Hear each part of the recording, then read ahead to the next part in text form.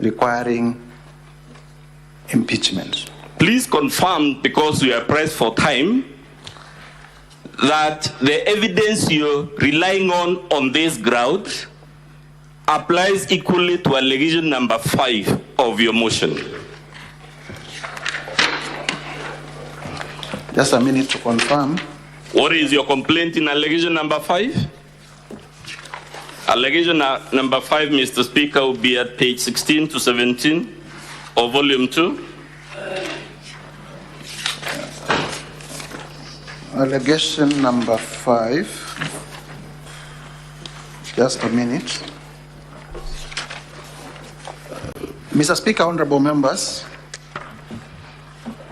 our allegation number 5 relates to gross violation of Article 3(1) of the Constitution and Article 148(5)(a) of the Constitution, which specifically is in relation to the breach of the oath of office and allegiance. Does the oath of office require the Deputy President to promote national unity or the shareholder politics? The oath of office demands of the Deputy President to promote national unity. And what is your complaint in ground number 6, sir? In ground number 6, that again is on page 16 to 17, Mr. Speaker. Ground number 6 is about serious reasons to believe that the Deputy President has committed a crime under national law pursuant to Article 151(b) and 2 of the Constitution. And what is the specific complaint? The specific complaint is that there are serious reasons to believe that His Excellency Rigathi Gachagua has committed crimes under Section 13(1)(a) and 62 of the National Cohesion and Integration Act. Can you please read for us those sections of the law? Section 13 of the National Cohesion and Integration Act provides that it is an offense. Honorable Speaker, that section will be in volume 7 of the Assembly's documents. That it is an offense for any person to use threatening, abusive, or insulting words or behavior where the person intends to stir up feelings of ethnic contempt, hatred, hostility, violence, or discrimination.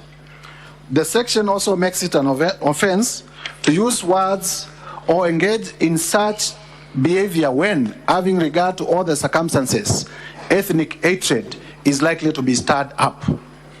Is ethnic hatred likely to be stirred up by this campaign of shareholding? Obviously. Is it likely to stir up ethnic contempt? Obviously. What does Section 62 say? Section 62 of the National Cohesion and Integration Act states that a person commits an offense when the person makes statements that are intended or are likely to stir up feelings of ethnic contempt, hatred, hostility, violence, or discrimination. Are the utterances by the Deputy President likely to trigger any of those things? Yes, indeed. As a matter of fact, Honorable Mutuse, that law you just read, National Cohesion and Integration, wasn't it the law Parliament enacted to we never go back to where our country was in 2007, 2008 because of utterances like this? Not the opposite. Given that history and why that law exists, sir, we repeat the question. As the Deputy President or extraordinary wrongdoing? He has, under Article 150 of the Constitution, in relation to this ground, there are serious reasons to believe that he has committed wrongs against the National Cohesion and Integration Act, and if extraordinary in nature. And if you allow me, these are not my words. I have been accused of urging the National Assembly to believe me. These are not my words, they are words of the Constitution under Article 150. Thank you. I want us, Mr. Speaker, we are urging the Senate, if you consider the evidence so far adduced, then that evidence applies to ground 1, 5 and 6, so we are prosecuting them together to save on time. Let's go to allegation number 7, sir. Mr. Speaker, that allegation runs from pages 17 to 31.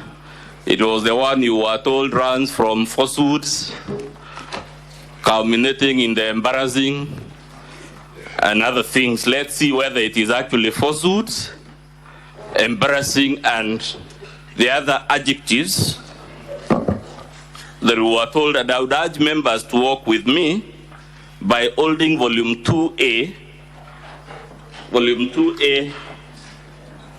of the Assembly's documents, together with our volume 6. 6, I only mention it briefly.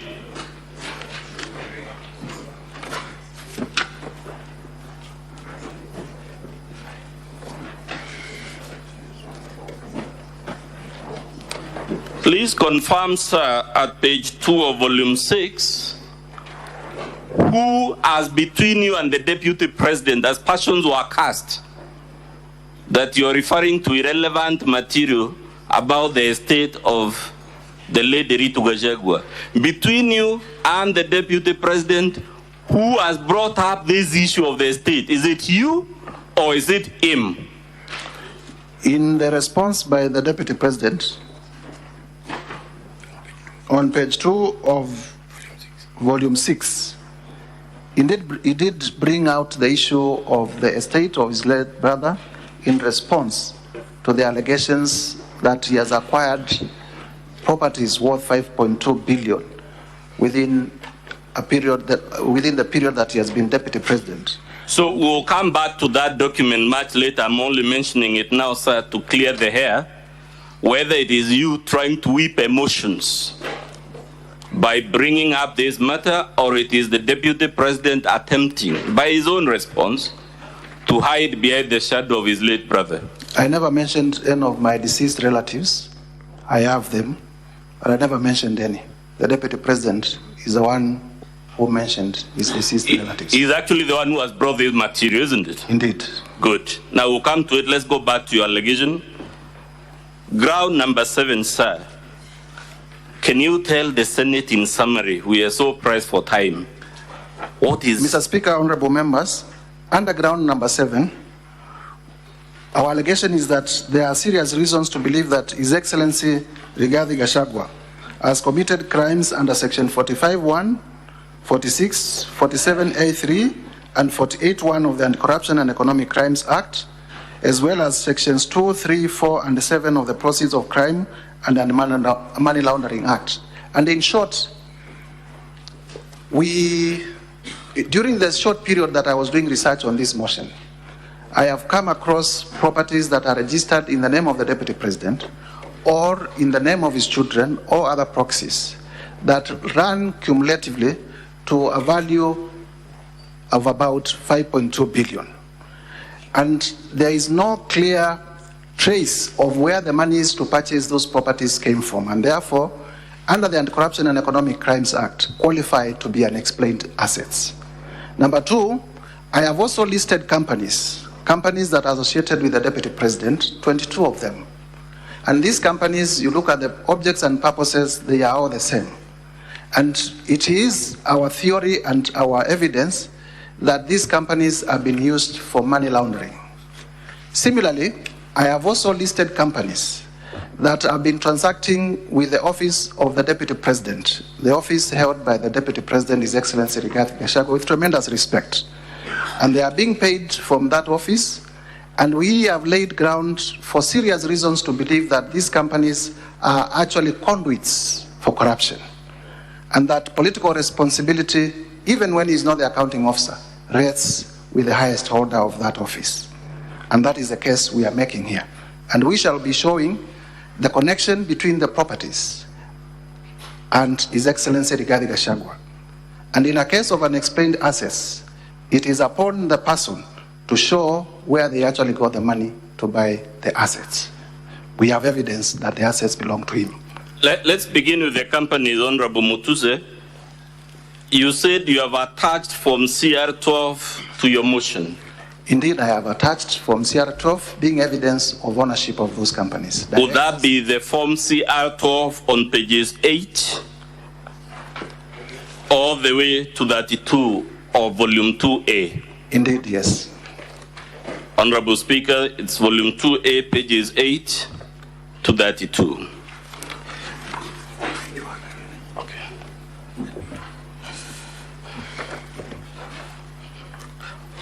It actually begins, Honorable Speaker, it's me who is mistaken. It's from page 1 to 32, right?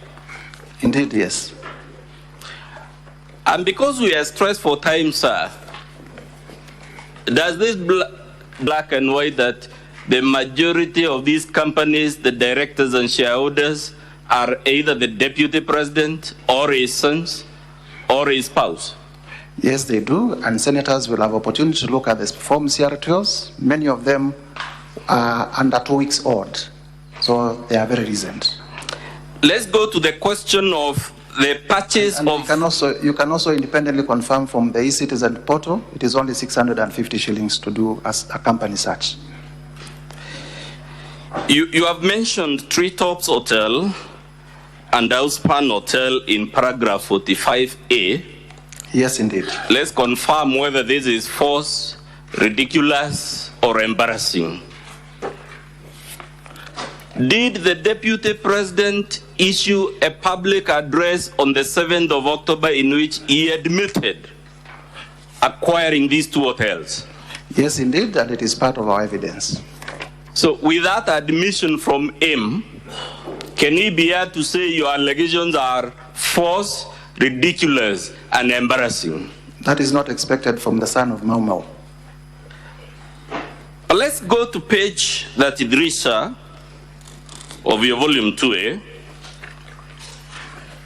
Mr. Speaker, sir, I've been patiently waiting and restraining myself from Pause the time for the National Assembly, please. Proceed, Counsel. I've been constraining myself when listening to the proceedings. And Counsel is testifying instead of the witness testifying. Number 2, he's asking leading questions in examination in chief. And Counsel understands the rules of examination. A case in point, you're very general. A case in point? The Hansons, Mr. Speaker, sir, will bear us witness, and the Senate is a custodian of the Hanson. Counsel, I'm very alert. Any leading questions before you take your feet, I'll be able to object to it. I'm very alert to that. Proceed, Counsel. Much obliged, Mr. Speaker. Let's go to page 33, sir. What is that document? On volume 2A? On page 33, this is a discharge of charge between Wayne Holdings Limited and Aberdare Safari Lodges Limited. Yes. Drawn by the firm of Hamilton, Harris and Matthews. On page 34, what is given as the amount of the loan being discharged? The loan being discharged is 143,885,042 shillings. Please confirm this loan is being discharged as of 30th October 2023. Yes, the loan is being discharged as at of 30th October 2023. And the loan was to Aberdare Safari Hotels Limited. Would that mean this hotel was indebted before the Deputy President acquired it? It was in evidence. To what amount? 143,885,042 shillings. Let's go to page 37.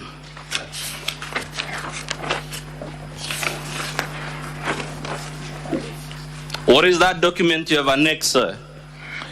The document I've annexed here is the transfer instrument. Transfer to companies and limited liability partnerships. Yes. It is it's a document ordinarily that is used to transfer interest in what? Interest in property from one party to the next. And who is acquiring that property according to this document? The property as at this time belonged to Aberdare Safari Hotels Limited and is being transferred to Crystal Kenya Limited. Is Crystal Kenya Limited a company linked to the Deputy President? Yes, indeed, and we have annexed it's the Form CR12. In which page? The Form CR12 is on page 23 of our Volume 2A. Of our Volume 2A. Who are given as the directors there? The directors are one, Keith Ikino Rigathi. Who is that? That is a son to Honorable Rigathi Gachagua. Yes. And the second director is Kevin Gachagua Rigathi. Yes. Also a son. Now let's go back to 37. As the Deputy President in his response explained, where he got more than $500 million shillings, and to be precise, 535 million to acquire this hotel. To begin with, the consideration for this transfer was Kenya shillings 535 million, and this needs to be added to the loan of 143 million. Yes. Cumulatively. Yes. So that you get the value, because the value of in terms of what was the purchase. Yes. In his response, and I have seen it, the Deputy President alludes that he got a loan of 600 million, that when he became Deputy President, he used to run this company called Crystal, but when he became Deputy President, he gave it to his children to run it. And he goes further to say that he got a loan of 600 million from the Credit Bank of Kenya. Has he actually placed before this Senate evidence of the disbursement of any such loan? I have seen a letter of offer for that loan, but I have not seen any evidence of disbursement nor any charge in respect of that loan. Is the letter of offer alone evidence that a loan has actually been given? Letter of offer is just that, an offer. That letter is annexed of offer, says that as security for the supposed loan there will be directors' guarantees. Has he annexed those directors' guarantees? I have, to the best of my recollection, I have not seen them. It says the loan will be secured by personal guarantees. Has he also annexed those personal guarantees? I have not seen them. Has he annexed any security known in the banking world for acquiring a loan of this amount? What I have seen is, what I have seen in the letter of offer is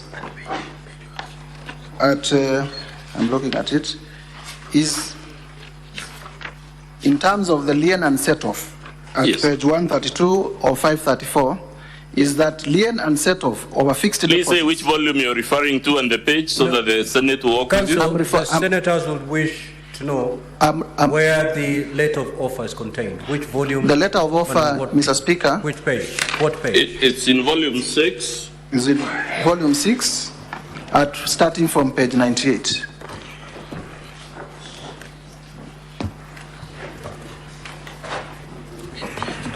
Yes, walk us through that letter of offer. So there is a letter of offer, meaning there was an application for a loan. And this is to the directors of Crystal Kenya Limited. Crystal Kenya Limited is the company that is acquiring Safari, Aberdare Safari lodges.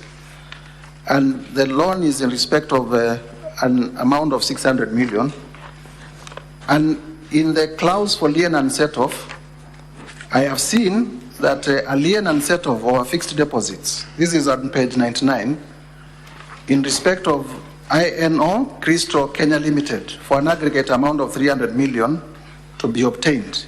Interest accrued shall be credited to your deposit settlement account. Let's stick to that one for now. From elementary banking knowledge, what do we conclude from this issue of the 300 million? My understanding is that the account held at the bank had 300 million shillings in cash, and that that amount was going to be part of the security for the loan. So it means the Deputy President or his sons had already cashed in that account of 300 million shillings. Yes, which is also an asset that we are counting in accumulating the 5.2 billion. Now let's count that 300 million, 535 million, and the 143 million that had been to be paid to pave way for this transaction. Indeed, yes. In estimate, that would be like how much money? 535 plus 300 is 835. 835 plus 143, roughly $1 billion shillings. Roughly $1 billion shillings. In respect of one transaction. Just one property. Now, if the Deputy President were to save all his net salary for 10 years, would he be able to have savings of $1 billion shillings to acquire this hotel? Not at all. But because from the non-source, legitimate source of income, which is his salary as Deputy President, as gazetted by the SRC, roughly around 1.2 billion after taxation, an aggregate of $1 million shillings, it would not be possible to acquire $1 billion shillings within a period of 2 years. Now, these three figures, whether it is the 143 million, or the 300 million, or the 535 million, as the Deputy President in his response offered any legitimate explanation of how he or his very young sons came upon this incredible fortune of money? Nowhere in the response, other than the letter of offer that is in itself not evidence of acquiring a loan. At page 39, who are shown as the parties to this transaction for Abadea's hotel? Page 39 of volume 2A. At page 39 of volume 2A,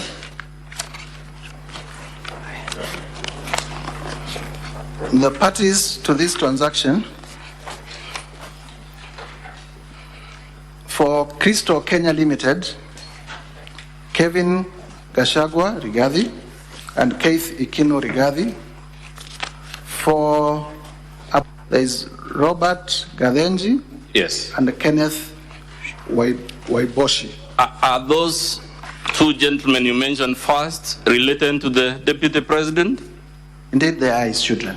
As a matter of fact, Honorable Mutuse, and we'll do it in the closing statement, does our Public Officer Ethics Act or the Leadership and Integrity Act, faced with facts like this, permit the Deputy President to hide behind his sons? Not at all. Is he allowed to hide behind any of his relatives? Not at all. What about his spouse? Not at all. So even if the Senate were to accept, for argument's sake, that this company is run by the sons and whatnot, would that, based on our Public Officer Ethics Act or the other act, which is the leadership, and would that be a valid answer to this unexplained wealth?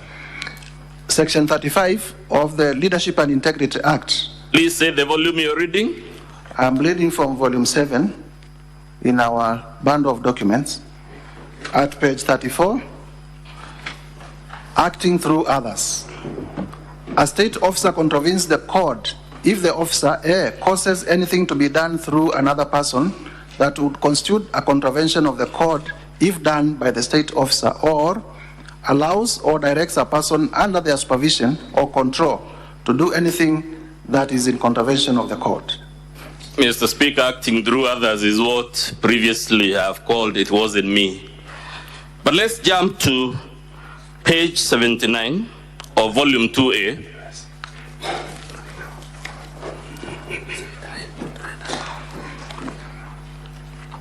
Yes, we are here. Again, this is documentation for that same property the Deputy President admits he acquired, right? Yes, through Abadea. Just for contextualization, Abadea owned 2 hotels. Yes. There is Treetops Hotel. Yes. And there is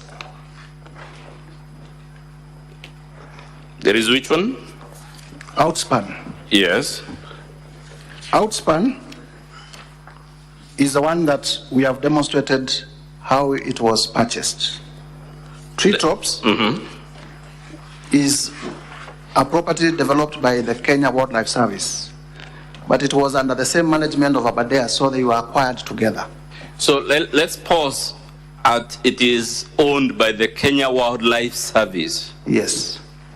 Is the Kenya Wildlife Service a public or a private entity? A public entity funded by the taxpayers. Under our Chapter 6 laws, that is the Public Officer Ethics Act, the Leadership and the Integrity Act, if you want, you can even draw the Public Procurement and Disposal Act, whichever law. Is it consistent with all those laws for the Deputy President of the Republic to acquire without competitive bidding an interest in a resource owned by the Kenya Wildlife Service?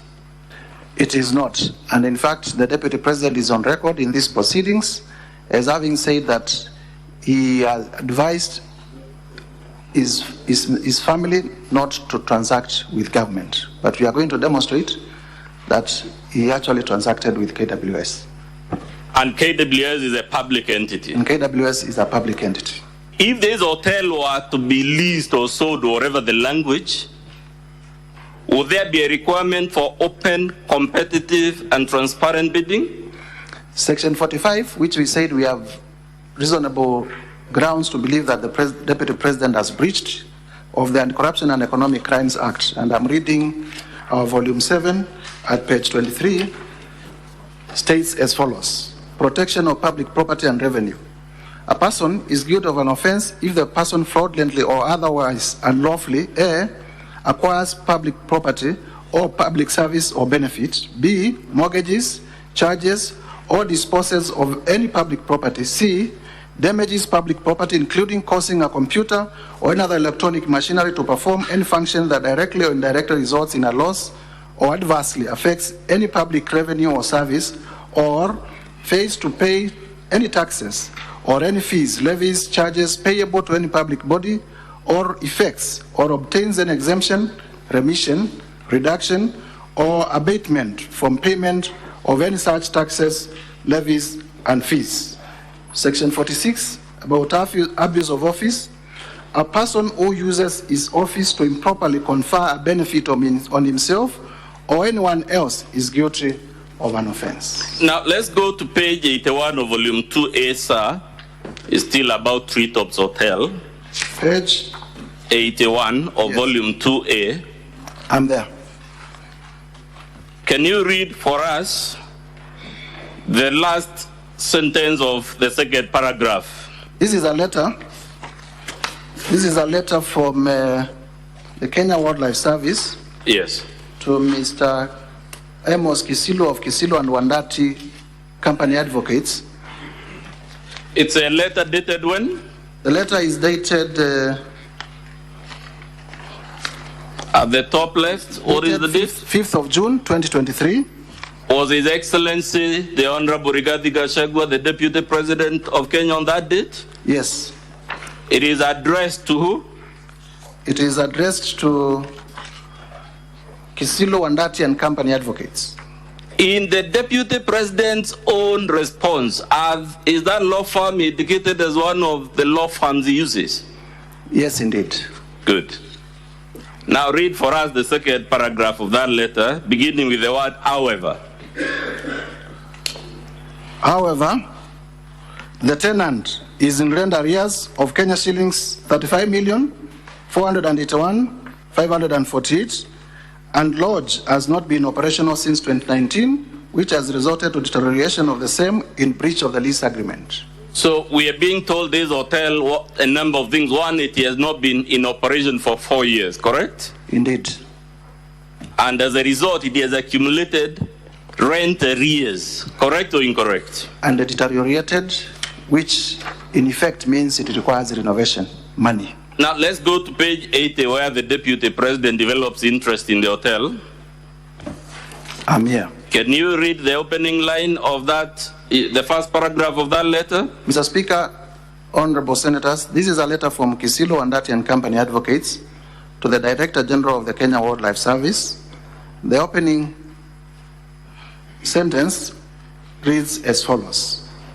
We act for a party, into brackets our client, who is interested in taking on an assignment of lease of the Treetops Hotel Lodge as defined in the lease agreement dated 31st December 1998 between yourselves and Aberdare Safari Lodges Limited, the lessee. Please confirm this is a letter by the Deputy President's lawyers.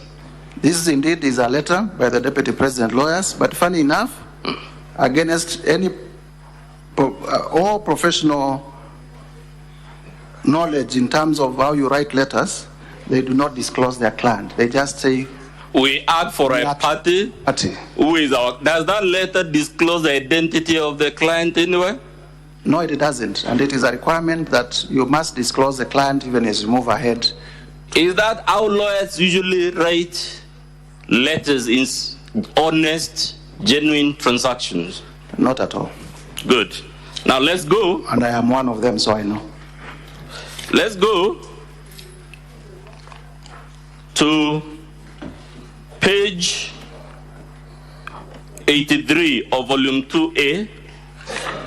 What is written there? Page 83 is a letter to Dr. Kanga, Director General Acting, Kenya Wildlife Service, from Aberdare Safari Hotels. So, it is about Treetops Lodge debt and lease. Please hold 83 together with 81. In 81, we are told the hotel has not been in operation for 4 years, and that's why it's in rent arrears, right? Yes, rent arrears of upwards of 35 million. And that is on which date? This is on 5th of June 2023. And the letter at page 83 is on what date? It's 7th of July 2023, a month later. How many days in between, roughly? Roughly a month, 30 days or so. Roughly a month. And what does this letter say? The letter says, I refer to Treetops rent arrears debt of Kenya shillings 35,481,548.14, and I am pleased to inform you that the Aberdare Safari Hotels Limited has today paid via RTGS bank transfer amount of 34,869,797 to KWS main collection Standard Chartered Bank account, and the amount of 611 to KRA for 2% withholding tax. So, Honorable Mutuse, what do you have to tell the Senate of the fact a company that was in arrears for 4 years, 35 million, it is in distress, it's not in operation, the Deputy President shows interest, and suddenly it is able to pay these arrears of that 5 million? The Deputy President must be magical. Associating with the Deputy President must be very magical, because you have not operated for over 4 years, you are in debt, you have not been able to service that debt for 4 years, but you have just interacted with him for a month and you pay your debt overnight. Now, when you see that, sir, is it consistent with the narrative that your allegations are false, ridiculous, and embarrassing? Not at all. Indeed, our allegations are backed up by cogent evidence, as we have demonstrated. What is the document at page 85 of volume 2A? At page 85, this is a letter by Kenya Wildlife Service to one Ken Waiboshi, who is the managing director of Aberdare Safari Lodges, and it is acknowledgement of funds. We acknowledge, the letter reads as follows in paragraph 2, we acknowledge receipt of Kenya shillings 34,481. As the Deputy President in his response explained the mysterious availability of these 35 million shillings when he comes to the picture? I have not seen anywhere where he explains where this money came from. Page 87, what is that document? At page 87. Oh, volume 2A, Mr. Speaker. This is novation and assignment of lease agreement and addendum to lease dated 31st December 1998 and 27th July 2023, respectively, between Kenya Wildlife Service, Aberdare Safari Lodges Limited, and Crystal Kenya Limited, the company of interest. Does this confirm, just like the deputy admitted, that he actually acquired Treetops Hotel? Indeed, it confirms, and it is not. There is no. It has not been. It has not been contested. Is your allegation, therefore, Mr. Mutuse, about treetops? You know, false, ridiculous, and embarrassing. Come again. The evidence you just taken the Senate through about Treetops Hotel, is it consistent with the narrative of a move of motion who makes ridiculous, false, and embarrassing claims? Not at all. It demonstrates that our allegations are not malicious. They are backed. Let's go to his response in volume 6.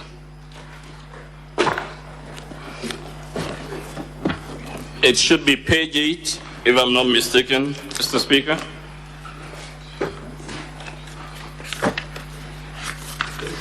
Eight of volume 6. Yes, there we are. Volume 6,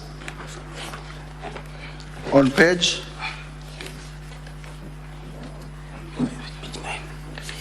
Okay.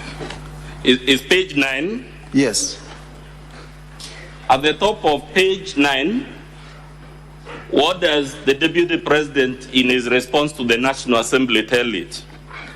He says, in respect to Crystal Kenya Limited, this company was incorporated in 2009, way before I became Deputy President. Let's pause there. Is that a valid response to your motion, the date when the company was incorporated? I am interested in what the company did when Mr. Rigathi Gachagua is Deputy President, and not when the company was incorporated. Okay, read for us the next line. I transferred the company to my sons when I became Deputy President. Is that a valid answer given the things we've just seen about Treetops and Outspan? It confirms that the sons indeed are acting on his behalf. Read the next line, please. It acquired Outspan Hotel and Treetops Hotel following financing by a local bank. I also gave the company a personal loan from funds which were returned to me by the Asset Recovery Agency. I wish to clarify that Treetops Hotel was not bought. It is leased from KWS. The lease was assigned to Crystal Kenya Limited by a private company, Aberdare Safari Hotels Limited. I have annexed the facility letter dated 24th October as well as the company resolution to borrow Kenya shilling 600 million and marked as Annex RG 14 and Annex RG 15 respectively. Let's go to page 44. This relates to the property called Rogoro Kiamariga 1223. This is in volume 2? 2A. Volume 2A, Mr. Speaker, page 44. Please confirm from the Deputy President's response whether he has admitted acquiring this property. Yes, he admits acquiring the property, but goes ahead to make some justifications. Page 44, Mr. Speaker, volume 2A. The justification he makes is to what effect? Is that the acreage is different. Yes. And also that he bought it for 3.5 million and not 5 million as alleged. Now let's go to 44. What is that document? This is a document transferred by personal representative to person on intestacy. Basically, and who is given that transfer? Who is making it? A certain Naftali Guandraru Gadhogo. Can you read the opening line of that document? Public Trustee of the Republic of Kenya, or PO Box 49672 Nairobi, as personal representatives of Naftali Garandau Gadhogo, deceased, hereby transferred to Hannah Gadhongo Mugo. Absolutely. Who is the public trustee a public officer? The public trustee is a public office. Is under public. Under what circumstances, to the best of your knowledge, does the public trustee obtain letters of administration of an estate, in this case the estate of the deceased Naftali Gwandaru Gadhogo? In terms of the law of succession, the public trustee only steps in where there are no beneficiaries of a deceased person's estate. The person to whom the trustee is transferring, is their picture given there? Yes, it is given, and I will invite honorable senators to look at it. What observation do you want them to make about it? Well, this is a photograph of, I do not want to say disheveled, old lady who signs by appending her thumb, signifying probably she was not even aware of the transaction. Has she signed or affixed a thumbprint? A thumbprint. On the face of it, does that look like a privileged or vulnerable and marginalized Kenyan? The very vulnerable.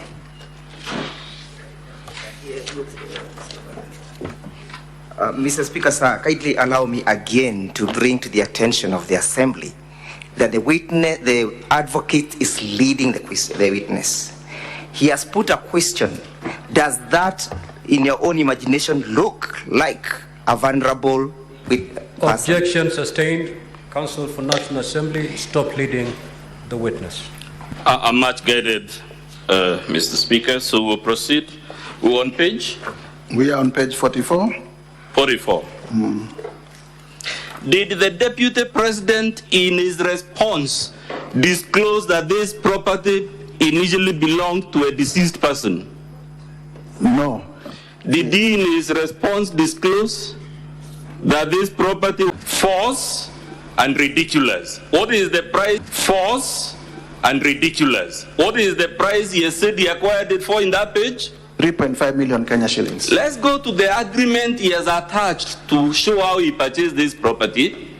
It is at page 63 of the same volume.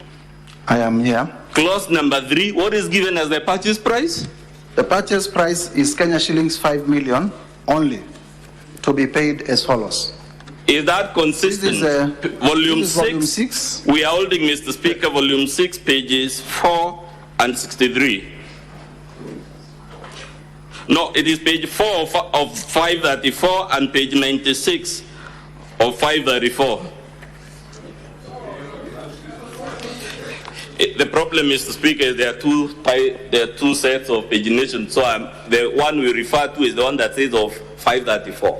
So we are talking of page 4 of 534. You hold that together with page 96 of 534. My apologies, Mr. Speaker. In other words, go to page 4 and page 96 of 534. Of volume 6. Yes.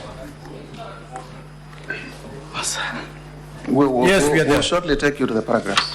Mr. Speaker, you know I'm under a lot of pressure because of the time. That's why sometimes. So, are we all there, honorable senators? Good.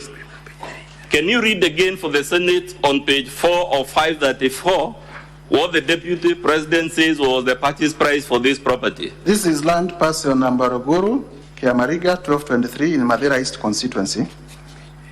That is on page 3. And on page 4, the Deputy President says, I purchased the land in 2023 for Kenya shillings 3.5 million for my farm proceeds. Let's pause it there. He bought it for 3.5 million. Let's go to the document he has annexed to prove that he acquired this property for 3.5 million. It is at page 96 of 534. Indeed, this is agreement for sale of the whole of LR number title Ruguru Kiamariga 1223 measuring approximately 2.5 acres. And under clause 3, the purchase price is Kenya shillings 5 million to be paid as follows. Given this inconsistency, sir, is it fair for the Deputy President, when he is lying on his own document, to accuse you of presenting material that is false, ridiculous, and embarrassing? It is not fair, and also especially when one of our allegations against the Deputy President is that he consistently misleads the public. He says that he bought it in the year, back to page 4 of 534, in the year 2023. Was that during his tenure as Deputy President? Indeed. He says he has a dairy farm there with 200 cows. Indeed, he says so. In his presser on the 7th of October 2024, what did he tell the country was the source of these 200 cows? If I remember correctly, in the televised address by the Deputy President on that fateful night, he did say that the Kalenjin people of the Rift Valley have gifted him the cows that he keeps in his farm. Can you now read for us Article 76(1) of the Constitution, what it says about gifts given to public officers?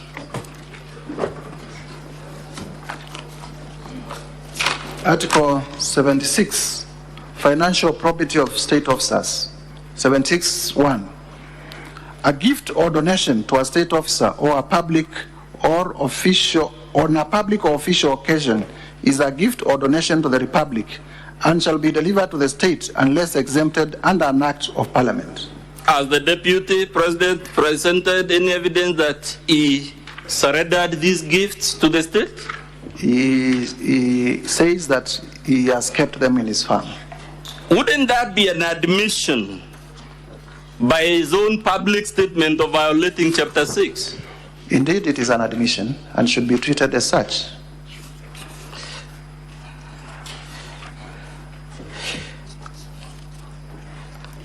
Let's go to the land in Meru. Have you placed any evidence to prove this allegation? I have placed evidence to prove that the Deputy President indeed acquired land in Meru, and to the best of my recollection, he has also admitted in his response to having bought land in Meru. I now want you to hold volume 8 against, again, the Deputy President's response.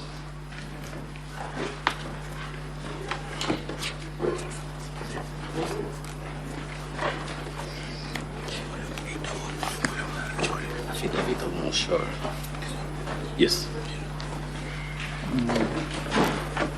Let's go to, first of all, volume 6, which is the Deputy President's response. What does he say about the Olive Garden Hotel? In summary, it's clause 1.1.1 all the way. For clarity, Council, so Yes. we leave the issue of Meru, we'll come to We'll come to it later, don't worry. Let's deal with Olive Garden Hotel for now. Volume 6 of which is the Deputy President's response. We made an allegation that the Deputy President has bought Olive Garden Hotel through proxies. Volume 6, page? Volume 6, page 2 of 534. 2. Yes, page 2 of 534.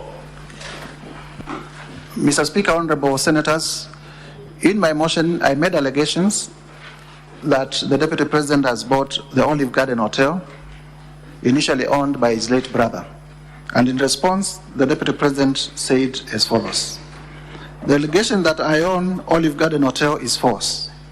The truth is that Olive Garden Hotel used to belong to my deceased brother, the late Honorable James Nderito Gachagua, and therefore has never been my property.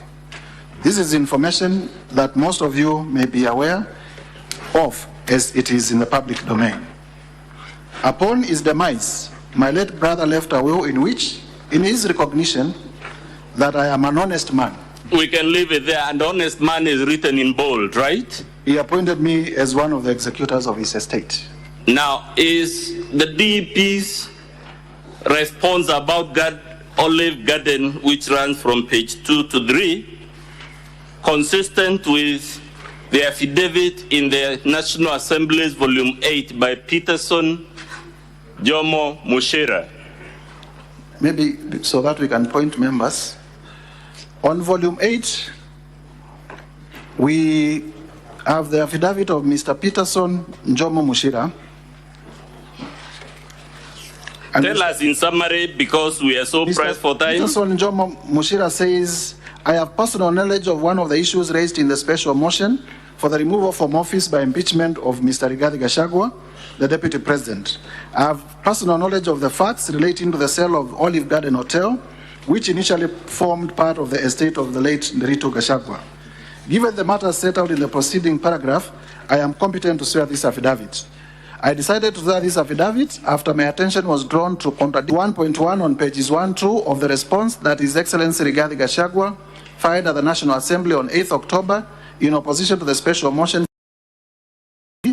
Remarks made by Honorable Wakomas Mwengi National Assembly and remarks made by Honorable Kimani Ichung'wah at the National Assembly. Remarks made by members of the Assembly. Let's go to the next paragraph in the interest of time. I wish to clarify and state as follows.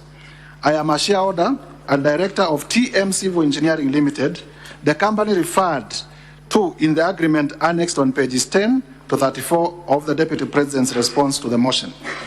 On around 31st of March 2023, the Deputy President approached and convinced me to purchase the Olive Garden Hotel, which was at the time part of the estate of the late Ndiritu Gachagua. Let's go to D. In D, he averts that in summary... Now let's go to C. No, C. The Deputy President persuaded me to enter into an informal secret arrangement, regarding the transaction embodied in the agreement annexed on page 10 to 34 of his response to the motion.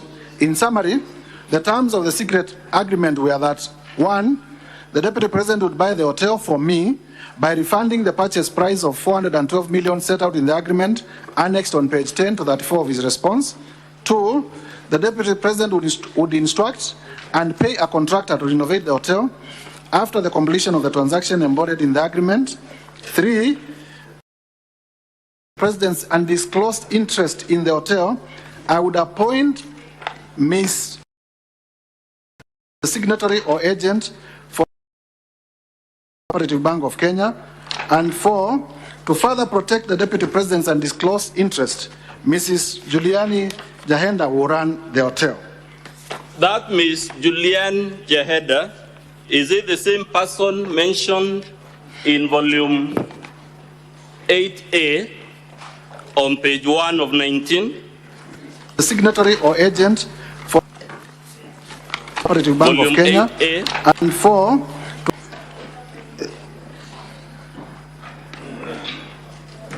yes, this is a letter from the Public Service Commission. So does that mean we have two sources, one being Jomo Mushira? It is... We are on volume 8A, page 1 of 19. And there is an entry there, the third name in that table. If you look at the names, you have the first one, the second one, and the third one is Maka Juliani Jahenda. Is that the same? Who is a deputy director in charge of coordination in the presidency at the office of the Deputy President, working on a local contract. Who is the author of this document? The author of this document is the Public Service Commission of Kenya. Does this document, is it consistent with what Johnson Mushira said in his affidavit about Julian Jahenda? It shows that Julian Jahenda is a staff and a close associate of the Deputy President, and she's the same person who was seconded to manage his interest at the Olive Garden Hotel. The acquisition of this hotel through a secret arrangement from the estate of his brother, is it consistent with a honest man as written in bold font in his response? It is indeed consistent with our allegation that His Excellency the Deputy President raided the estate of his late brother and acquired properties directly and through proxy. Lastly, from me, so that Mr. Wanyama will wrap up, let's go to the Vipingo property that also belonged to the estate of his brother. And for senators to note, this is another 535 million, 412 million in terms of the purchase and renovations, millions of money, and there is no disclosure as to where the money was coming from. Now let's go to Vipingo Beach Resort. The Deputy President wants to hide under the shadow of his late brother, who is given on page 18 of volume 2A as the directors of Vipingo Beach Resort Limited.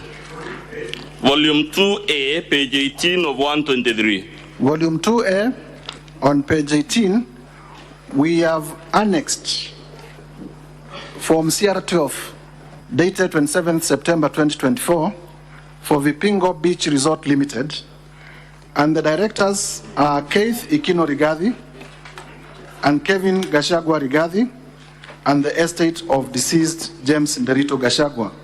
So let's begin with Kevin, who is a son of the Deputy President. Was he an executor of the will that the Deputy President has annexed to his response? No, the will was to be executed by the Deputy President, Mr. Honorable Rigathi Gachagua, Mr. Advocate Njoroge Rogeru, and Mr. Maina. So the children of the Deputy President were not executors of the estate, and therefore cannot be said to be in the directorship of this company by virtue of the will of the late Rigathi Gachagua, because they were not named as executors of his estate. So is this document on its face consistent with his defense that this hotel belongs to his late brother? It flies on the face. But let's see whether he actually acquired it. Let's go to volume 4, page 107 of 484. I am at volume 4, page 107. What is that document, sir? This is a joint will executors report on the status of the February 20, the late Nderito Gachagua. And what does it tell us about Kuruwitu Home Resort in Roman 3 on that page?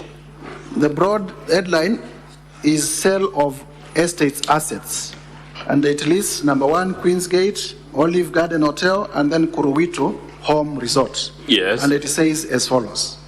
The resort was sold to Kuruwitu Properties Limited for Kenya shilling 50. What page of that volume? That's This volume is 4. Volume 4, Mr. Speaker, page 107 of 484.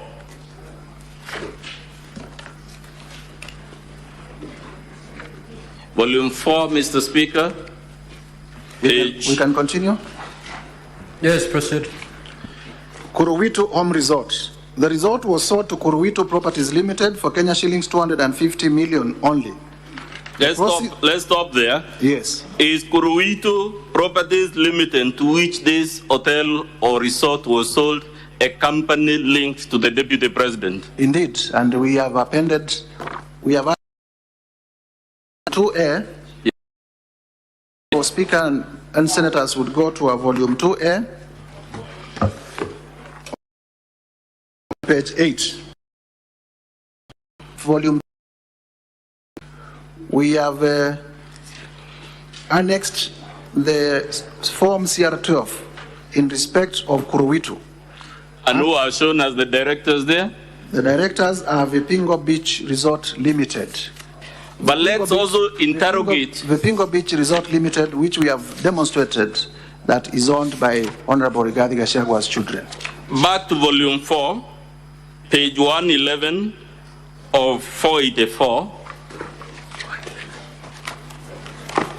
Can you read at the top the sentence that begins with, for instance? This is, we are at page 111, and For 484, Mr. Speaker, volume 4. This is still, this is for, so that we, this is still the joint will executors report, and at page 111, for instance, the sale of Kuruwitu Beach Resort cottages and Olive Gardens Hotel was done after beneficiaries were praised in the meeting of 24th June 2023, cited herein before.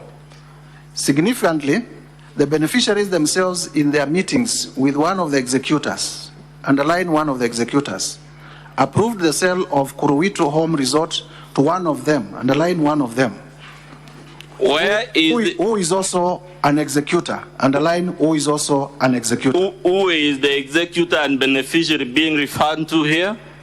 The only executor and beneficiary of the late Nderito Gachagua's estate, as named in the will and as named in this joint report, is one Honorable Rigathi Gachagua. Where is this property located, Honorable Mutuse? Vipingo Beach Yes. should be somewhere in the coast. Back to page 107 of volume 4. In his response, as the Deputy President explained where he got the sum of Kenya shillings 250 million to purchase this property. In fact, he denies buying the property. Mr. Speaker, I will cede the floor now to my learned friend, Mr. Wanyama, to prosecute the remaining grounds of the motion.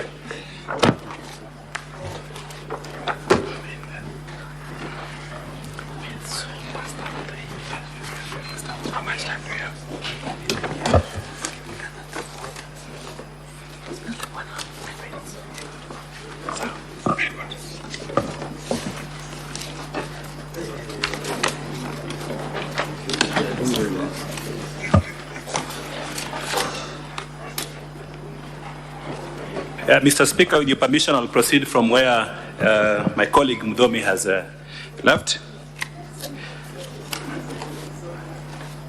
Honorable Mutuse, can you go to ground number 2 of your motion? We'll be there shortly. I think that's page 10, volume 1.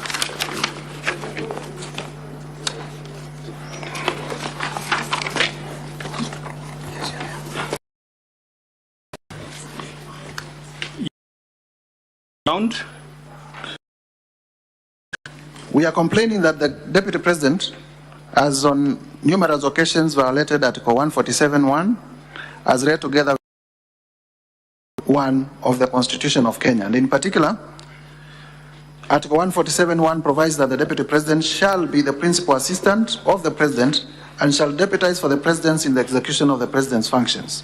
While Article 152(1) of the Constitution states that the Deputy President is a member of the Cabinet. And in particular, through Cabinet communique, as you are aware, after every time there is a Cabinet meeting, there is normally a press release that is released. And we were aware of a decision of the Cabinet of the 30th April 2024, where the Cabinet passed a resolution to evacuate members of the public for their own safety from the 30-meter riparian zone of the Nairobi River. Yes. And when that decision was made, insofar as I understand processing of business in the Cabinet, the Deputy President sat in Cabinet. The Deputy President is one who chairs Cabinet subcommittees which process business before going to Cabinet. And therefore, to my own understanding, he was fully involved in the making of that decision.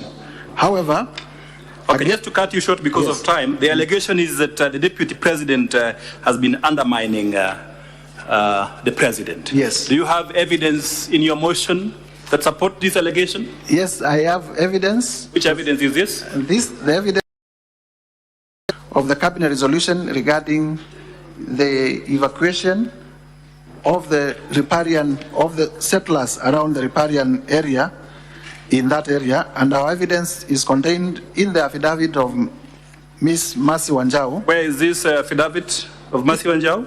The affidavit of Mercy Wanjau is to be found on page 78 to 80 of volume 1. Has the DP admitted these allegations? Yes, the DP has admitted the allegation to say there was a Cabinet resolution, but he went against it. Where is the admission contained for purpose of the answer? The admission by the Deputy President? If you look at paragraphs 10.1.1 and 10.1.3 of the DP's response. Yeah. Volume and page. Volume 6, page 19 of 534. Paragraph 10.1.1, he says as follows. The Office of the Deputy President has undertaken extensive engagement with all parties in regard to the Cabinet decision on eviction, which I fully support, including the Nairobi River, which is an entity under the ODP. Okay. I think we can hold. We can stop there. So, yes. In your opinion, as the move of the motion, can the government of Kenya function if the Deputy President and the President are not reading from the same page? It will be very difficult for the government to function and to deliver effectively to the people of Kenya when the different scripts, when the Deputy President would disown decisions of the cabinet in a meeting that he sat through to make a decision. Yeah, thank you very much. Now, you have you annexed any videos to prove this allegation? Yes, indeed. Video number? We have annexed video number 10. Video number 10. Video number 10. And also video number 10. What does video number 10, what is it all about? Maybe they can play it for honorable senators to see for themselves. Can you play video number 10 briefly? Mr. Speaker.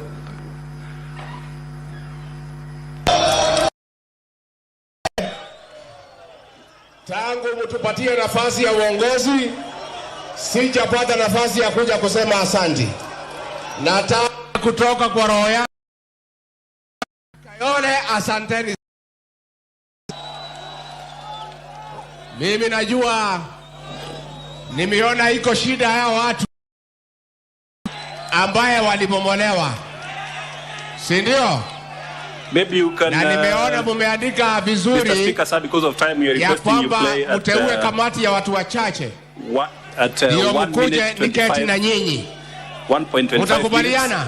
Because of time. Mimi ningetaka wale watu ambaye walipata shida hii ya ubomoaji, ambaye ni kitu tulikuwa tumeahidi wananchi haitafanyika kwa serikali yetu, mimi ningetaka niwasikize na nitapanga na mheshimiwa Meja Dong wakuje ndio tukue na nafasi ya kuongea.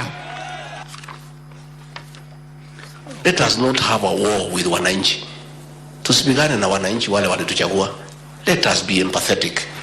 Let us, if people must move, let there be an engagement and let people get adequate notice so that they can prepare for their next life ahead. You can't wake up one morning and terminate people's life. Let us not have a... Mr. Speaker, so we can stop there because of time. The video has been submitted as part of the evidence from the National Assembly. Honorable Mutuse, let's go to ground number, allegation number 3. Ground number 3 very quickly. What is it all about? Complaint in the ground number 3. Our complaint to the Senate is that the Deputy President has undermined devolution. Why do you say so? Briefly. We say so because there was a lawful decision by the City County of Nairobi. Which is this lawful decision? You can be specific. The City County of Nairobi did make a resolution, yes, to relocate traders from CBD to Kangondo Road. And the Deputy President, through evidence that we have. Is that decision to relocate traders a county government function? Yes, and Senate, because it is a house that is created under Article 96 to protect the interests of counties, would take notice that markets under Schedule 4 is an exclusive function of counties. Yes. Have you submitted any video evidence to support this allegation that the Deputy President has undermined the devolved government system, especially the county government of Nairobi? Yes, video 12 and video 13, where members of the Senate shortly will see that the Deputy President went to Wakulima Market and incited members of the public not to obey lawful directives of the City County of Nairobi. We have also, as part of our evidence, annexed the sworn affidavit of Mr. Johnson Sakaja, the governor of Nairobi, with averments to that effect. This is at page 81 to 85 of our volume 1. Okay, I think the video is part of the evidence. It's part of the record. So why do you complain about this in the Senate? Why are you complaining? The senators want to see the video, want to hear, see and hear the video. Can we play video 12? Nairobi Governor Johnson Sakaja appear headed for yet another round of an influence contest of the capital city, with the Deputy President putting the governor on notice over the alleged mistreatment of traders in the city. And as Citizen TV's Melita Olatengas reports, the latest rupture in the relations between the two have been compounded by the broader tribulations of Gachagua, who sees himself as being sidelined by the Kenya Kwanza State House.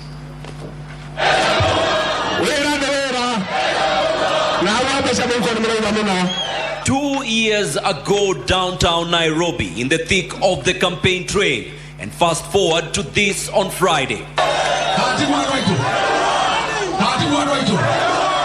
In the same style and fashion, he returned to Marikiti, heightening the standoff with Sakaja over traders' relocation.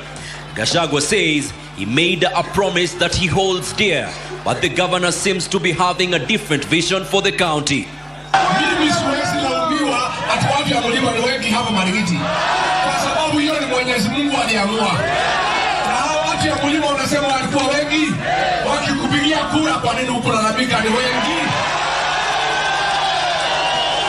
Nobody should imagine that they can micromanage the county of Nairobi from anywhere. No one should imagine that we will suspend devolution in Nairobi from anywhere. A stop.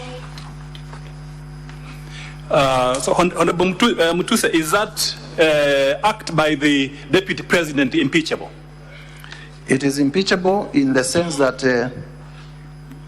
the two levels of government have been assigned their roles and their functions under Schedule 4 of the Constitution. Yes. And the Constitution and Article 6 requires that the two levels of government, much as they are interdependent, they also respect their functional independence. And that if the county government makes a decision, it is upon them to implement that decision. You would realize, much as Nairobi is the capital city of Kenya, cosmopolitan, when the Deputy President went there, he addressed Kenyans in his native language. Is it compatible with the status of Deputy President to address these core issues at a marketplace like this? It is not consistent. The expectation was that through the intergovernmental relations framework that is already established in law, there would have been a formula to deal with that issue outside the rally. Which is this framework that you are talking about? The framework that you are talking about for intergovernmental relations, to be specific. Eh? Well, we have the Intergovernmental Relations Act. And it will be expected that the Deputy President, being the chair of the Intergovernmental Relations Committee and also IBEC, would have exercised his responsibility under the law and those responsibilities to call a meeting with the City County of Nairobi to deliberate on those issues if indeed there were complaints from the citizens of Nairobi in a manner that is consistent with the formal running of a government. Okay. I think because of time we can move to allegation number 4. Are you there? Just go to your motion, allegation number 4. What is it all about? Explain briefly to the honorable senators. Allegation number 4, I believe it's on page 14 of your motion. 1 minute. Yes, here we are. Now, our ground 4, Mr. Speaker and honorable senators, is gross violation of Article 161 of the Constitution, specifically undermining the institutional and decisional independence of judges. Hold on, Honorable Mutuse. What do you understand by the word gross? You're using it in a context, and I think it is important you explain briefly. What do you understand by the meaning of the word gross? My understanding of gross violation of the Constitution, I don't know whether I will be speaking in my knowledge as a lawyer or just as a... Just give your opinion. What is gross? It goes into the answer there. I think gross violation of the Constitution, the best would be found in the Wambora decision. Okay. The Wambora decision did define what gross violation of the Constitution means. Yes. And it is said it is the violation of Article 10, Article 1, and several articles of the Constitution. I do not have the particular citation, but to my mind, I think it's paragraph 46 of that decision. Okay. So let's go back to allegation number 4, ground number 4. What is it that you're complaining about in this ground? We are complaining that the Deputy President did threaten in a manner that displayed personal vendetta the person of Esther Maina, a judge of the High Court of Kenya, and the reason for threatening her with filing a petition for a removal from office was particularly in relation to a decision that she made in a case that was involving the Deputy President by finding that assets to the tune of cash 202 million that were held in his company's accounts were proceeds of corruption and money laundering. And for making that decision, the Deputy President, against the provisions of Article 161, threatened the Justice Maina with corruption and with removal from office. Yeah, this decision that you're talking about, Justice Maina's decision, where is it? You can point it out to the honorable senators. This decision. Honorable Senators, Mr. Speaker, Honorable Senators, in our volume 2A, at page 60 all the way to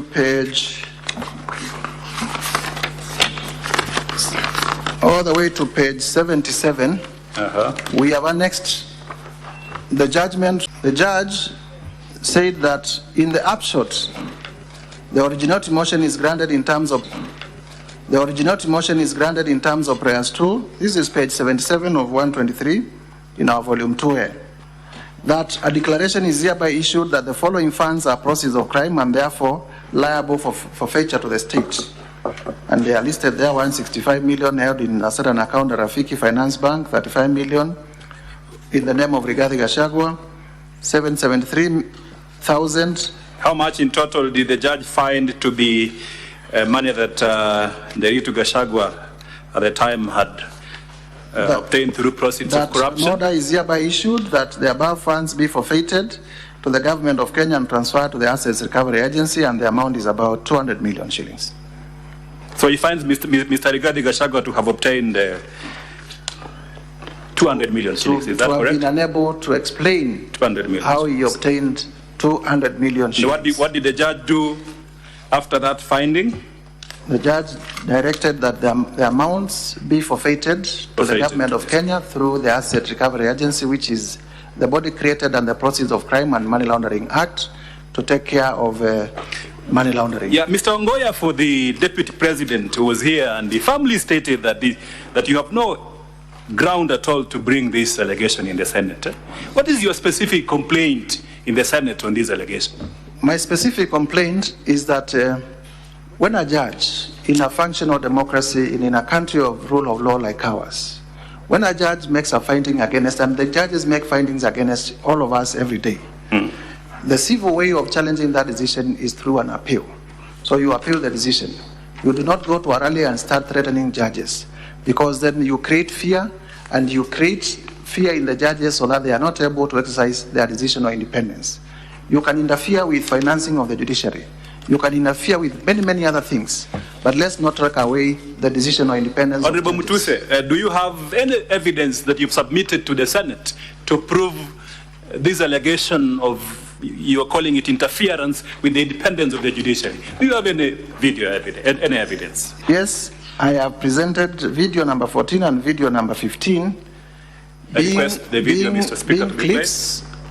Begin the bulletin with the war on the judiciary, where Kenya Kwanza administration is making good on its threat, with the Deputy President Rigathi Gachagua now filing a petition to push for the removal of a judge from office. Gachagua says he will on Thursday file a petition with the Judicial Service Commission to push for the removal of Justice Esther Maina, who handled an economic crimes case against him in 2022 for alleged corruption and misconduct. Now, speaking in Iten, where he accompanied President William Ruto for a church service, Gachagua told the Chief Justice to first clean up her house by dealing with pending cases with the Judicial Service Commission. Now, in the sustained onslaught against the judiciary, President William Ruto vowed to deal with unnamed government officers he described as incompetent, saying his administration will slay the corruption monster that has reared its ugly head in various arms of government. Chamitai Goin reports. After Chief Justice Martha Koome invited Kenyans with complaints over the conduct of judicial officers to submit their lamentations to her office, the Kenya Kwanza administration, through Deputy President Rigathi Gachagua, has taken the challenge, with the DP announcing that he will file a petition this week. Amechallenge sisi tutoe ushahidi. I will lead by example. On Thursday, this coming week at 2:15, I will personally present a petition before Lady Chief Justice Martha Koome against Justice Esther Maina for her removal from the judiciary for misconduct and corruption. Mimi mwenyewe nitaongoza because sasa unajua sasa si ametuuliza. Sasa tuko tayari, mimi ndio taongoza kwa executive. Gachagua reliving his July 2022 incident where 202 million shillings was seized to the state after Justice Esther Maina ruled the money was proceeds of corruption having been acquired through dubious means. Huyo judge through corruption declared my hard-earned wealth proceeds of crime without giving me an opportunity to be heard. Against the rules of evidence, where he who alleges must prove. We made an application to cross-examine the investigator akakataa kwa sababu anajua there is no case. Na evidence tuko nayo vile ilifanyika. The Kenya Kwanza Battalion hitting out at Koome for being quick to defend judicial officers, some of whom they claim were not beyond reproach. I think we can stop there. We can stop there. Now, Honorable Mutuse, it looks like in this public forum, statements were generally made against the judiciary. Is that correct? By all politicians who attended? Yes, it is correct that even others who were there made statements against the judiciary, and there is no problem with that. So what is so extraordinary? Mr. Ongoya said, there's nothing extraordinary about your complaint. My complaint is extraordinary in the sense that the Honorable Rigathi Gachagua was not complaining about the judiciary. He was complaining about a specific judge for a decision that she made, a finding that she made against him. It was not about corruption in the judiciary. It was not about inefficiency in the judiciary. It was not about how the judiciary runs. It was about huyu judge alisema mali yangu ni mali ya wizi. Now, in that public statement, the Deputy President says he has evidence on corruption against Lady Justice Maina. In his response filed before this House, have you seen any evidence adduced for corruption against Lady Justice Esther Maina? I have not seen any evidence to show that indeed he has evidence of corruption influencing the judge to make the finding that the 200 million were proceeds of crime. Okay. Now, this judgment which leads me to my conclusion that this is personal vendetta. What do you mean by personal vendetta? Personal vendetta is you are here in Senate representing your people, you make decisions in Senate, you make debate in Senate as part of your constitutional mandate. You mention people who are not doing things right, and when you get out there, they threaten you. They tell you, when you say that again in Senate, I'll kill you. Okay. I'll get you removed from Senate, to create fear. Personal vendetta. Now, this judgment, which you've said is available at page 60 to 77, and you quoted it of volume 2A of your documents. Could you by any chance know what happened to this judgment? Yes, I am aware that Indeed, the Deputy President did appeal against that decision. Yes. But on becoming Deputy President, the same was settled through a consent, a compromise, as it would be, and the money was returned to him. The money was returned to him. Have you seen this consent that was recorded at the Court of Appeal? Yes, I am aware of the consent. Okay, you are aware? I am aware that the consent was not arrived based on the merits or demerits of the case. Okay. It was just government bodies, because leadership has changed hands, and the second in command now is powerful. A few government bodies, Asset Recovery Agency, they went to court and they said they want to withdraw. Finally, Honorable Mutuse, is there a decision of the Court of Appeal? A decision of the Court of Appeal upsetting or setting aside this judgment and the finding by Lady Justice Esther Maina about to my understanding, and the lawyers in the House will also have the same finding. There is no decision of the Court of Appeal. Have you seen any of this response? Overturning Justice Maina's decision, and therefore Justice Maina's decision remains good law. You have come through the response by His Excellency Rigathi Gachagua. Have you seen any appeal decision setting aside?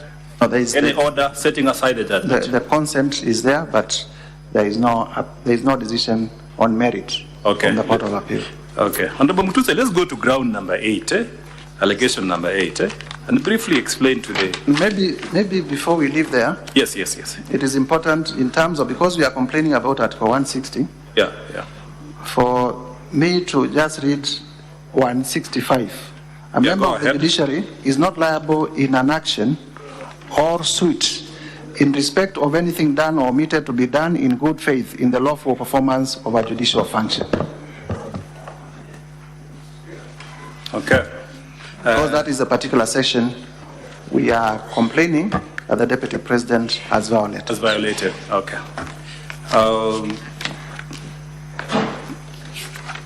So in your opinion, does undermining the independence of the judiciary amount to gross violation of the Constitution?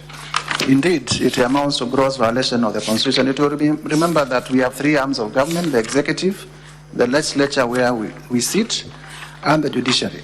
Is it proper for the Deputy President of the Republic of Kenya to make this kind of attacks? Is it proper in your opinion? It is not proper at all. Okay. And what, in your, again, to just wrap that point up, what channels... Also, before you get there, you refer to a consent. Is it contained in any of these bundles? The senators would wish to look at that consent.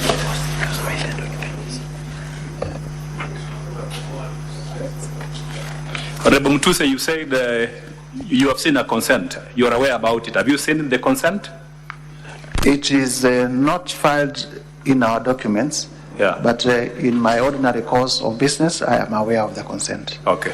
If it becomes necessary, the Senate has the powers to recall it. In fact, it is a public document because it is reported under Kenya law reports. Fair enough. Let's go to allegation number 8 because of time, so that we don't take a lot of time and finish our time. What is the substance of your allegation number 8? Briefly, ground number 8. Ground number 8 is that there are serious reasons to believe that His Excellency Rigathi Gachagua has committed crimes under Section 132 of the Penal Code and Section 129 of the Leadership and Integrity Act. And basically here, it is on two folds. The two sections that we have cited, Section 132 of the Penal Code and Section 29 of the Leadership and Integrity Act, speak to state officers misleading the public, spreading falsehoods. And on the issue of Justice Maina, as we have shown evidence, it was personal vendetta because the Deputy President was attacking the judge based on a decision the judge had made.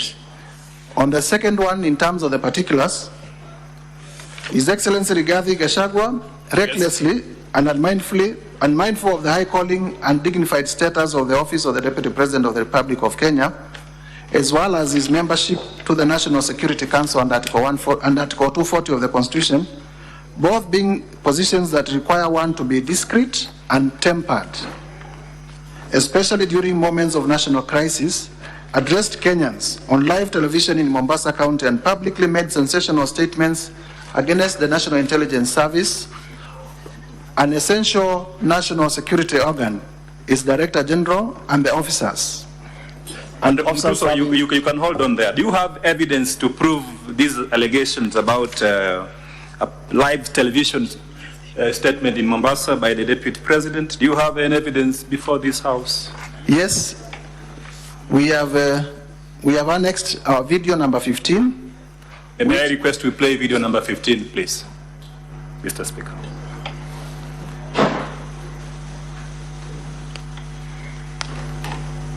Where did the rain begin to beat us? Where did we stop listening to the people? President William Ruto and I were the darling of the Kenyan people. By listening to them, by engaging them.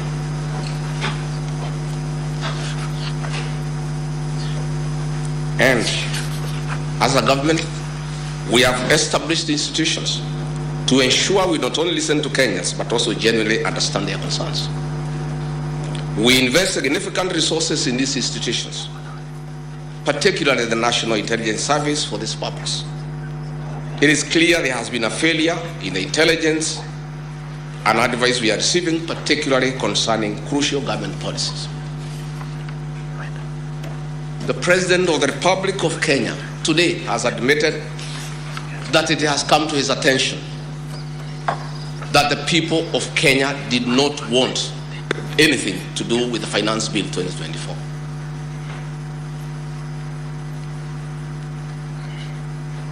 Honorable Mutuse, President, maybe we can... There is an important... Yeah, okay.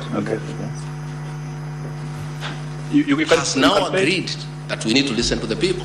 Yeah. And I sympathize with my boss, President William Ruto, because this information was not available to him. I know President William Ruto. Had he known 2 months ago that the people of Kenya did not want anything to do with the Finance Bill 2024, he would not have asked his parliamentary party to push it through. Yet, we have an organization paid by the public to give him and government such information. And that is where the problem is. We have a dysfunctional National Intelligence Service that has exposed the President, the government, and the people of Kenya. Had the National Intelligence Service briefed the President 2 months ago about how the people of Kenya feel about the Finance Bill 2024, so many Kenyans would not have died. Property would not have been destroyed. Offices would not have been touched. There would have been no mayhem. But they slept on the job. It had to take people to die, property to be destroyed, protests across the country for the President to know the truth of what the people of Kenya feel. Yet, there is an organization paid for by the public to brief the President and the government about the feeling of the Kenyan people. Officers of the National Intelligence Service, officers of the National Police Service have told me in confidence they did not get advance intelligence protest that they prepare in advance. The National Intelligence Service slept on the job. And the problem is simple. The Director General of the National Intelligence Service, Nuruddin Haji, was a junior officer in the National Intelligence Service before he was appointed as DPP. When he was appointed to the office of the Director General, because of inferiority complex, he chased away all the people who were senior to him when he was in the service, therefore crippling the capacity of that service and making it dysfunctional. 3 directors were chased away and reassigned to desk jobs in ministries. Mr. Speaker, sir, we can pause it at that because of time. We've captured the parts. Now, Honorable Mutuse, the Deputy President recently addressed a press conference where he rubbished this allegation. He said it's pure hogwash. nonsense upon stilts. What is your specific complaint against the Deputy President in this allegation? Two specific complaints. One, the Deputy President is a member of the National Security Council. And if he has any complaints against the National Intelligence Service, yes, who also sit in the National Intelligence Council, he can raise those concerns there. So that we promote institutional leadership. You mean the National Security Council? The National Security Council created under Article 240 of the Constitution. Yes. And the Deputy President as forum. And like all other ordinary citizens, senators included, us, we can complain out there because we don't have an official institutional forum. The Deputy President as forum where he can raise his concerns. Number two, this was a time of monumental crisis in the Republic of Kenya. And the statements were sensational and they would have made Kenyans to believe that our security organs are not functional and would have easily led to citizens running amok and the Republic getting torn apart and our national fabric getting destroyed completely. But even more importantly, I had learned Counsel Ongoya refer you to your oath of office. And I would wish that he also refers his client to the oath of due execution of office that he did swear. In the oath of due execution of office that the Deputy President took on ascension of office, it states as follows, that I will not directly or indirectly